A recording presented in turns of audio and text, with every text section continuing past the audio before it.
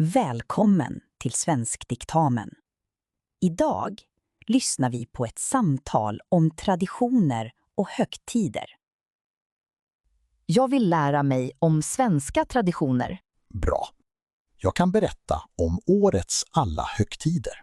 Vilken tradition kommer först? Vi kan börja med nyår. Nyårsafton är den 13 december. Då firar man med fest och fyrverkerier.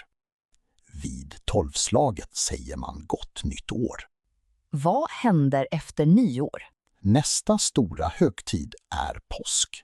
Påsken är en kristen högtid. Den firas i mars eller april. Man minns Jesus död och uppståndelse. Är det bara en religiös högtid? Nej, många firar påsk utan religiös tanke. Vad äter man på påsk? Ägg, lamm, lax och sill. Barnen får påskägg med godis. Vad är påskägg? Pappägg fyllda med godis och små presenter. Jag har hört om påskkärringar. Ja, barn klär ut sig till påskkärringar. De delar ut påskkort. Vad firar man i slutet av april? Valborgsmässoafton den 13 april. Då välkomnar man våren. Man samlas runt stora brasor. Vad gör man vid brasorna? Man sjunger vårsånger. Ofta håller någon ett tal om våren. Är valborg en ledig dag? Nej, det är ingen röd dag. Men det är en stor folkfest. Särskilt i universitetsstäder. Dagen efter är 1 maj, eller hur? Precis. 1 maj är arbetarnas dag. Det är en helgdag. Vad gör man på 1 maj? Många går i demonstrationståg. Man lyssnar på politiska tal. Talen handlar om sociala och politiska frågor. Arbetarrörelsen har firat denna dag länge. När är Sveriges nationaldag? Den 6 juni. Den blev helgdag år 2005. Varför just den 6 juni? Gustav Vasa valdes till kung den 6 juni 1523 och en ny regeringsform kom år 1809. Så dagen har historisk betydelse. Ja, på nationaldagen hissar man flaggan. Det hålls tal och ceremonier. Nya medborgare får sitt medborgarskap. Berätta om midsommar. Midsommar är en av de största högtiderna. Den firas en fredag mellan den 19 och 25 juni. Firandet är äldre än kristendomen. Vad gör man på midsommar? Man binder blomsterkransar. Man dansar runt midsommarstången. Alla är med, både barn och vuxna. Dansar man till särskild musik? Ja, man sjunger Små grodorna och andra sånger. Vad äter man? Sill och färskpotatis. Och jordgubbar till efterrätt. Midsommar är en tid för familj och vänner. Vad är alla helgons dag? En lördag i oktober eller november, då tänder man ljus på gravarna. Kyrkogårdarna är fulla av ljus. Det låter vackert.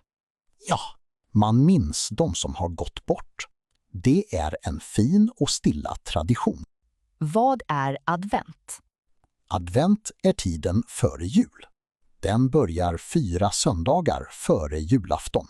Hur firar man advent? Med adventskalender för barnen. En lucka varje dag i december. Man hänger upp en adventsstjärna och en adventsljusstake med 4 ljus. Man tänder ett ljus varje söndag. Advent betyder ankomst. Sen kommer Lucia.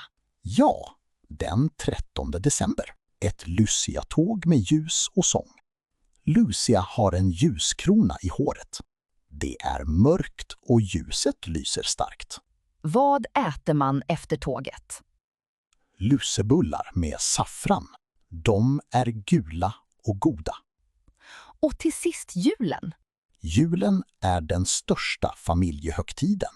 Julafton är den 24 december. Man äter en stor julmiddag. Vilken mat är vanlig? Skinka, sill och köttbullar. Barnen får julklappar.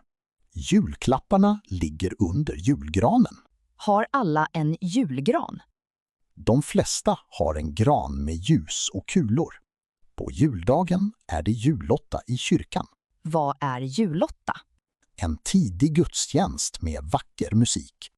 Jag har hört att Sverige har nya traditioner också. Ja, många muslimer firar Eid al-Fitr. Det är festen efter Ramadan. En glad familjehögtid. Finns det fler? Perser och kurder firar Nuruz. Det är nyåret den 21 mars. Vad betyder Nuruz? Det är en ny dag.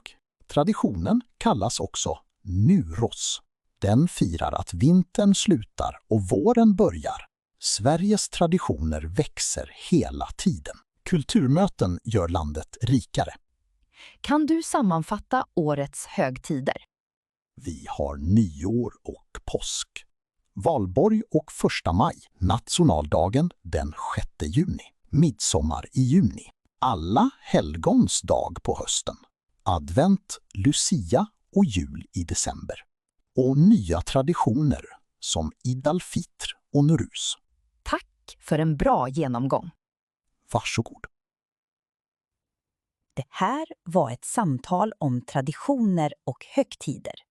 Tack för att du lyssnade. Vi ses i nästa avsnitt.